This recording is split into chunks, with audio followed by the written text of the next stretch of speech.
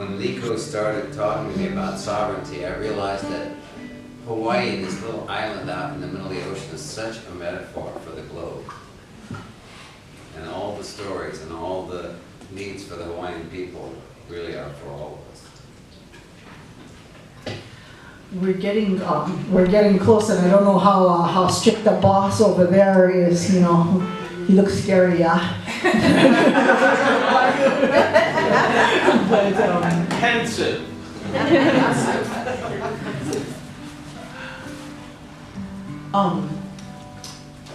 If it's okay, is it okay if I sing something? It's totally out of all of the, completely out of context. Liko and I are both, we're both Hapa. Both of us have Hawaiian mothers who both hooked up with American fathers who, came from this land, or came through this land rather, and so in our walk, because we live in Hawaii and we were raised by our mothers primarily, we identify strongly with that aina, and at the same time, I think we always keep the side that comes, that's come through America, has always been kind of like part of us too. And so today is my grandfather's birthday. He was on my dad's side, and he was pretty extraordinary person, I think. And he and my grandmother, both Haole, were very instrumental in making sure that when we would come here, we wouldn't forget where we were from, and even though they had no concept of native roots, really, they made sure we kept ours strong. And part of that was just them loving our culture. And so I always remember my grandfather used to always be whistling the Queen's song, one of the Queen Liliuokalani's songs, and I would kind of trip out and I'd go, wow, because he's this Irish guy, and he whistled in a very Irish kind of way, and so he'd be whistling the Queen's song. And so today is his birthday, and I just thought of that. So is it okay? Okay. So I'm just gonna have to play the Queen's song. Yeah, like that. Yeah. He's Irish.